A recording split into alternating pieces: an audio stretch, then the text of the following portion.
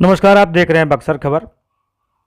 जम्मू कश्मीर के पहलगांव में जो घटना हुई है उसके बाद सभी लोगों के चेहरे पर तनाव देखा जा रहा है। राजनीतिक दल के नेता और कार्यकर्ता भी अपनी प्रतिक्रियाएं दे रहे हैं। पूर्व आईआरएस पदाधिकारी और बक्सर विधानसभा सीट से खुद को दावेदार के रूप में प्रस्तुत करने वाले विनोद चौबे के साथ आज बक्सर खबर की टीम की बातचीत हुई।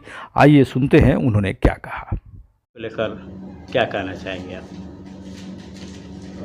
अभी तो देखिए बक्सर विधानसभा का चुनाव और बिहार का विधानसभा का चुनाव अक्टूबर में होने वाला है। तो अभी सामाजिक गतिविधियां सब बढ़ गई हैं और भाजपा जो है और एनडीए का जो गठबंधन है ये तो काफ़ी समय से शुरू से ही काम में लगा रहा है। सामाजिक कार्यों में, बिहार को आगे बढ़ाने में, बक्सर को आगे बढ़ाने में सारी ताकतें एनडीए सरकार की लगी हुई हैं। जो पहचान मिलना चाहिए था बक्सर को वो नहीं मिला।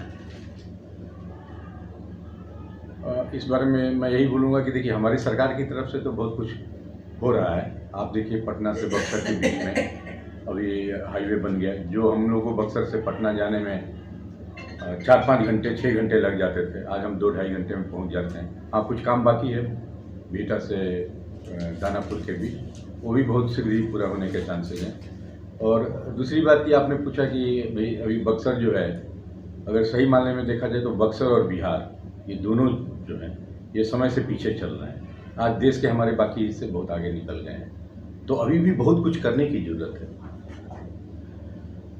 श्री राम के शिक्षा स्थली के रूप में बक्सर जाना जाता है, 52 भगवान का जन्म स्थली के रूप में जाना जाता है, मगर जिस तरह से मिलना चाहिए पहचान उस तरह से नहीं मिल पाया है। किसको आप जिम्मेवार मानते हैं? अभी किसी को दोष दें तो उससे अच्छा है कि एक बक्सर जो है एक आध्यात्मिक जगह है, एक सांस्कृतिक जगह है, ऐतिहासिक जगह है। मॉडर्न इंडियन हिस्ट्री में भी इसका एक अलग स्थान है। तो हम लोग के माइंड में जो है वो ये है कि बक्सर को एक आध्यात्मिक सेंटर की तरफ विकसित किया जाए। आज देखिए यहाँ पे बेरोजगारी है, तो इसका समाधान ये नहीं है कि केवल आईटी हब बना दिया जाए, इंडस्ट्रियल हब बना दिया जाए। आज हमारे सामने उदाहरण है प्रयागराज का, अयोध्या का, काशी का। तो उसी तर्ज पे हम बक्सर को एक आध्यात्मिक सेंटर, काशी के तर्ज पर बनाने की बात जब भी चुनाव आता है तो अनेकों जनप्रतिनिधि वादा करके आते हैं चुनाव में, मगर चुनाव जीतने के बाद वो सारे वादे भूल जाते हैं। तो ऐसी तो बात नहीं है, लेकिन ये रातों रात होने वाला काम नहीं है। अभी जैसे कि राम सर्किट और इन सब की बात हो रही है, अब लोगों का ध्यान धीरे धीरे बक्सर की ओर आकर्षित हो रहा है और हम लोग तो हमेशा से प्रयास में लगे हुए हैं कि इसको एक आध्यात्मिक सेंटर की तरह बनाया जाए, एक टूरिस्ट हब की तरह बनाया जाए, जहाँ की पूरे देश से ही नहीं बाहर से भी, विदेशों से भी लोग आएँ। और एक टूरिज्म ऐसा माध्यम हो सकता है, चाहे वो रिलीजियस टूरिज्म हो या एक ऐतिहासिक भूमि को देखने के लिए लोग आएँ, आध्यात्मिक जगह को देखने के लिए आएँ, तो इससे लाखों लोगों को रोजगार मिलेगा। केवल बक्सर नहीं, इस पूरे शाहाबाद क्षेत्र की आध्यात्मिक केंद्र है। अगर सही देखा जाए तो पूरे बिहार का एक आध्यात्मिक केंद्र है। रामचंद्र जी का जगह है, यहाँ पे उनकी शिक्षा दीक्षा हुई, उसके पहले से ही ये विश्वामित्र मुनि और अन्य ऋषियों का आश्रम रहा है। तो हम लोग इसी प्रयास में लगे हुए हैं। जब चुनाव आता है तो बाहरी और भीतरी का मुद्दा बनता है, इसको आप किस रूप में लेते हैं? बाहरी और भीतरी का मुद्दा तो हमेशा से यहाँ रहा है, उसके चलते कभी कुछ नुकसान भी हो जाता है। और पार्टी से भी मैं आग्रह करूंगा कि इस चीज़ को ध्यान में रख के ही आगे कुछ कदम उठाया जाए, क्योंकि स्थानीय लोगों की जो अपेक्षाएं हैं वो कहीं ना कहीं आहत हो जाती हैं। कश्मीर में हुए नरसंहार के बारे में क्या कहना चाहेंगे आप? किस रूप में लेते हैं इसको? ये तो बहुत ही जघन्य अपराध है।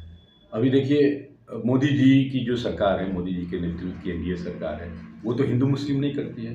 कोई भी योजना लागू हो रही है, चाहे वो गरीबियों को लिए हो, और वो धर्म विशेष को देखकर नहीं कर रहा है।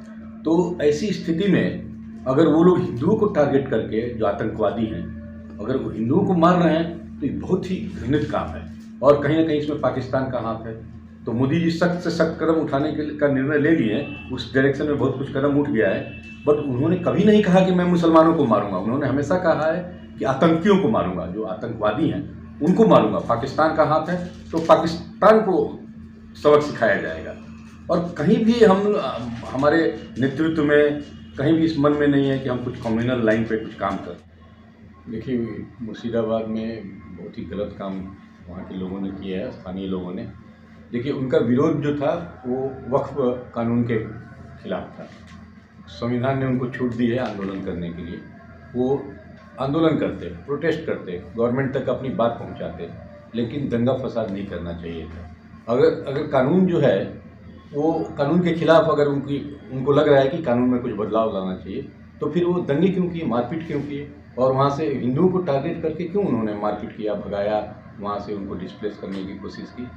तो ये बहुत ही गलत काम है और इस पर कहीं ना कहीं रोक लगनी चाहिए। और जो बाकी कम्युनिटी के लोग हैं, जो दंगाई कुछ सीमित होते हैं, तो उन दंगाइयों को रोकने के लिए ज़रूरी है कि जिनके खिलाफ ये हो रहा है उनको भी संगठित होना पड़ेगा।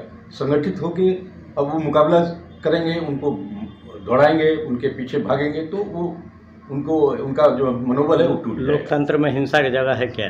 नहीं, मैं हिंसा की बात नहीं कर रहा हूँ। जब अभी कोई आपके ऊपर हमला करेगा तो आपको पुलिस के लिए इंतजार नहीं करेंगे ना, आप अपनी रक्षा करेंगे। तो संविधान ने आत्मरक्षा का अधिकार दिया है, तो मैं उसी आत्मरक्षा की बात कर रहा हूँ।